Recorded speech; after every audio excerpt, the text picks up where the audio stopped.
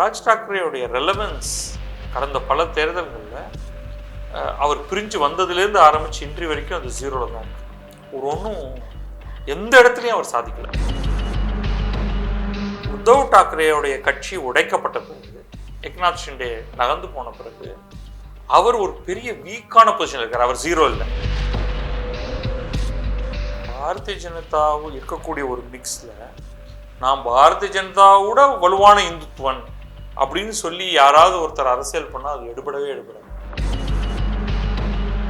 காங்கிரஸோட இருக்கும் பொழுது நீங்க எக்ஸ்ட்ரீம் இந்துத்துவா ஸ்டான்ஸை எடுக்க முடியாது. சரத்பவாரும் எக்ஸ்ட்ரீம் இந்துத்துவா ஸ்டான்ஸை எடுக்க விட மாட்டார். Savarkar is also Maharashtrian. RSS உடைய முக்கியமான தலைவர்கள் எல்லாமே மகாராஷ்டிராலேருந்து வந்தவங்க. 2005 வந்து சிவசேனையிலேருந்து வெளியில் போன ராஜ் தாக்கரே அவர் தனியாக கட்சி தொடங்கியிருந்தார் 2006. அப்போ இருந்து பிரிந்து இருந்த அந்த உத்தவும் ராஜும் இப்போ வந்து திரும்பவும் சேர்ந்துருக்கிறாங்க. ஒரு பெரிய பேரணி நடத்திருக்கிறாங்க. சுப்ரியா சூலே வந்து உத்தவ் தாக்கரேவுடைய மகனும் அப்புறம் ராஜ் தாக்கரேவுடைய மகன் அவங்க 2 பேரையும் வந்து இணைச்சு ஒரு மேல நிற்க வச்சிருக்கிறாங்க. இது பாஜகவுக்கு என்ன செய்தி சொல்லும்? பாஜக இதை முதல்ல விரும்புமா விரும்பாதா? பாரதிய ஜனதாவோட முதல்ல ராஜ் தாக்கரே எடுத்துப்போம். ராஜ் தாக்கரேவுடைய ரெலவன்ஸ் கடந்த பல தேர்தல்களில் அவர் பிரிஞ்சு வந்ததுலேருந்து ஆரம்பித்து இன்ட்ரி வரைக்கும் அது ஜீரோவில் தான் இருக்குது. ஒன்றும் எந்த இடத்துலையும் அவர் சாதிக்கலை. அவரால் தனிச்சு நின்று ஒன்றுமே பண்ண முடியல. அப்போ அவருடைய பொசிஷன் கேள்விக்குள்ளாகுது. இப்போ தமிழ்நாட்டை எடுத்துக்கிட்டோம்னா ஏகப்பட்ட கட்சிகள் அப்படி சொல்லலாம். அவர்களுக்கு ஒரே ஸ்கோப் வந்து யாரோ ஒருத்தரோட கூட்டணியில் இருந்தால் தான் முடியும். இன்றைக்கு உத்தவ் தாக்கரேவுடைய கட்சி உடைக்கப்பட்ட பிறகு, ஏக்நாத் ஷிண்டே நகர்ந்து போன பிறகு அவர் ஒரு பெரிய வீக்கான பொசிஷனில் இருக்கார். அவர் ஜீரோ இல்லை. எம்என்எஸ் தான் அதுக்கு ஒரு பெரிய ஸ்ட்ரென்த் கிடையாது. ஆனால் உத்தவ் தாக்கரேவுடைய கட்சிக்கு நிச்சயமாக ஒரு ஸ்ட்ரென்த் இருக்கு. அந்த ஸ்ட்ரென்த் ஆனால் குறைஞ்சு போயிருக்கு கடுமையாக. இப்போ குறைஞ்சு போன நேரத்தில் என்ன ஆகுதுன்னா, காங்கிரஸ் இன்னும் மும்பையில் ஒரு ஸ்ட்ரென்த்தோடு இருந்துகிட்டு இருக்கு. மகாராஷ்டிராவில் சரத்பவாருடைய கட்சியும் நேஷனலிஸ்ட் காங்கிரஸ் பார்ட்டியும் அதோடைய வலு குறையாம தான் இருக்கு. அதுவும் உடைக்கப்பட்டிருக்கு. ஆனால் அந்த உடைப்புங்கிறது வந்து எப்போ வேணாலும் சேர்ந்துக்கும். எல்லாம் ஒன்றுக்குள்ள ஒன்று உறவினர்களோடது. இங்கே அப்படி கிடையாது. அப்போ எம்என்எஸும் உத்தவ் தாக்கரேயுடைய சிவசேனையும் ஒன்றாவதற்கான வாய்ப்புகள் இருக்குது. இப்போ இவங்க 2 பேரும் தங்களுக்குள்ள ஒரு அட்ஜஸ்ட்மெண்ட் பண்ணிட்டாங்கன்னா என்னத்துக்காக நீங்கள் பிரிஞ்சு போனீங்க? இவருக்கு அடுத்து யாரு? பால் தாக்கரேக்கு அடுத்து யாரு? அவருடைய நேரடி மகனா இல்லை உத்தவோடைய கசின் ராஜா? இது எல்லா இடத்துலையும் இதே பிரச்சனை தான் வந்து உங்களுக்கு. அஜித் பவாரா இல்லை சுப்ரியா சுலேயா?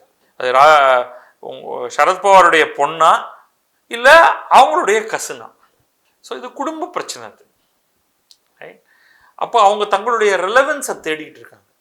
ஏன் வந்து தைரியமாக அவங்க வந்து இணையக்கூடாது அப்படிங்கிறாங்க. ஓகே, நான் தான் கட்சியோடைய தலைவர், நீ துணைத் தலைவர். கட்சிக்கு நம்ம 2 கட்சியும் மர்ஜ் பண்ணிவிடுவோம். அதன் மூலமாக நமக்கு கொஞ்சம் எக்ஸ்ட்ரா ஓட்டு கிடைச்சாலும் அது இன்னும் கொஞ்சம் சீட்டு கிடைக்கும். இன்னும் விரிவாக்க முடியுமா நம்ம கட்சியை பார்ப்போன்ட்டு போகட்டும்.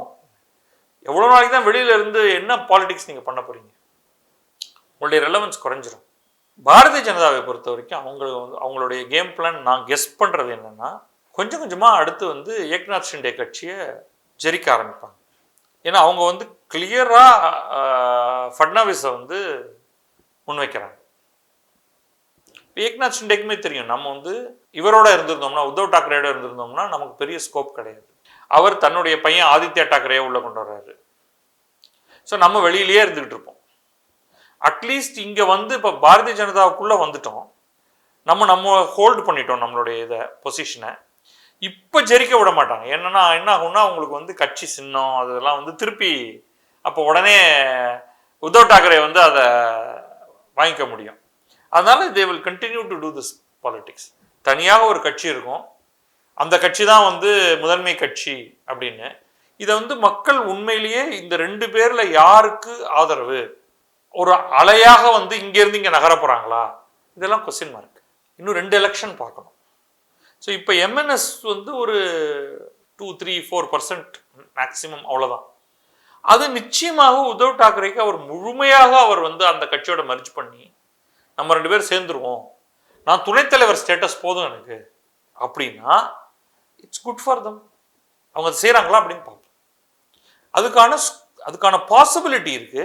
பர்சனல் ஈகோ தான். அதுக்கப்புறம் பாஜக ஏன் விரும்புவான்ற கேள்வி என்ன எதனால கேட்டிருந்தா அப்படின்னா, இவங்க முன்வைக்கக்கூடிய அரசியல் பார்த்துட்டோம்னா 2 விஷயம் இருக்கும். ஒன்று, மராத்திய மண் வந்து மராத்தியர்களுக்கு முன்னுரிமை கொடுக்கணும் அப்படின்றத அவங்களோட இதாக இருக்கும். இன்னொன்று, இந்துத்துவ அரசியலை கையில் எடுக்கிறதுல ரொம்ப பேர் போன கட்சி சிவசேனை அப்படின்றது ஒரு பெரிய பார்வை இருக்குது. அவங்க காங்கிரஸோட சேர்ந்தப்பவே கூட விமர்சனங்கள் வச்சாங்க. பிஜேபிலேருந்து வந்து பாலா சாஹிப் இருந்தால் அப்படிலாம் இந்துத்துவா இதை நீங்கள் இந்துத்துவத்துக்கு எதிரான ஒரு நிலைப்பாடு இருக்கீங்கன்னு சொல்லி பாஜகலேருந்து தொடர்ச்சி விமர்சனம் வைக்கப்பட்டுச்சு. இப்போ இவங்க 2 பேரும் சேர்றாங்க அப்படின்னா அங்கே இந்துத்துவா பாலிடிக்ஸ்க்கு இவங்க 2 பேரும் கொஞ்சம் வலு சேர்த்தா அது பாஜகவுக்கு நேரடியாக சிக்கல் இருக்குமா? அவங்களும் அந்த அரசியல் ஆக்சுவலாக பாரதிய ஜனதாவும் இருக்கக்கூடிய ஒரு மிக்ஸில் நான் பாரதிய ஜனதாவோட வலுவான இந்துத்துவன் அப்படின்னு சொல்லி யாராவது ஒருத்தர் அரசியல் பண்ணால் அது எடுபடவே எடுபடாது. உண்மையில் பாரதிய ஜனதாவை எதிர்க்கணும்னா நீங்கள் நான் செக்குலர் அப்படின்னு சொல்லிட்டு அந்த பக்கம் நகரணும். ஸோ இது எல்லாமே உத்தவ் தாக்கரேக்கும் ராஜ் தாக்கரேக்கும் ஒரு பின்னடைவு தான். நீங்கள் எப்படி வந்து நான் இவரை விட அதிக ஹிந்துத்துவன், அவர் 2 முறை வந்து காங்கிரஸோட இருந்துட்டு அது பெரிய ஒரு ரிசல்ட் தரலன்றனால இதை நோக்கி நகர்றாங்களா? நகர்ந்து பிரயோஜனம் இல்லையே. ஏன்னா உங்களுக்கு தனிப்பட்ட முறையில் உங்களால் வந்து எதையுமே சாதிக்க முடியலையே. இப்போ எப்போ அது ஒர்க் ஆகும்னா காங்கிரஸோட இருக்கும்பொழுது நீங்கள் எக்ஸ்ட்ரீம் இந்துத்துவா ஸ்டான்ஸை எடுக்க முடியாது. சரத்பவாரும் எக்ஸ்ட்ரீம் இந்துத்துவா ஸ்டான்ஸை எடுக்க விட மாட்டார். ஏதாவது ஒரு எலெக்ஷனில் பொதுக்கூட்டத்தில் ராகுல் காந்தி வந்து ஏதாவது ஒன்று சொல்கிறதுக்கு தயாராக இருக்காரு. இந்துத்துவத்துக்கு எதிராக, இந்துத்துவ ஐக்கனுக்கு எதிராக. உங்களுக்கு வந்து சவர்கர் இஸ் ஆல்சோ மகாராஷ்டிரியன். இவங்களுடைய ஆர்எஸ்எஸோடைய முக்கியமான தலைவர்கள் எல்லாமே மகாராஷ்டிராலேருந்து வந்தவங்க. நாக்பூர், சித்பவன் பிராமின்ஸ். அப்போ நீங்கள் அவங்களுக்கு எதிராக நீங்கள் எதையுமே சொல்ல முடியாது. சொன்னால் அதை உடனடியாக அதை மாற்றி உங்களுக்கு எதிரான ஒரு வெப்பனாக மாற்ற முடியும். இதை வந்து பாரதிய ஜனதாவால் செய்ய முடியும். அதனால தான் வந்து உங்களுக்கு ஒரு பெரிய கஷ்டம். நீங்கள் வந்து செக்குலராக மாற்றிக்க முடிஞ்சதுன்னா உங்களுக்கு நல்லது. ஆனால் அதுவும் உங்களுடைய ஆதரவாளர்களுக்கு கடுப்பேற்றும். ஸோ ஆக்சுவலி பாரதிய ஜனதா இவங்களை ஒரு மாதிரி செக்மேட் பண்ணி வச்சிருக்கு. அதுதான் இப்போ இவங்க 2 பேரும் சேர்ந்தனால பெரிய விதமான தாக்கம் எதுவும் ஏற்படுகிற, அதாவது ஐடியாலஜி ரீதியாக ஒன்றும் பெருசாக நடக்காது. ஆனால் வெறும் எண்ணிக்கை இருக்கு இல்லையா, இவங்களுக்குன்னு ஒரு சில ஆதரவாளர்கள் இருக்காங்க இல்லையா, அந்த எண்ணிக்கை உபயோகமானதாக இருக்கும்.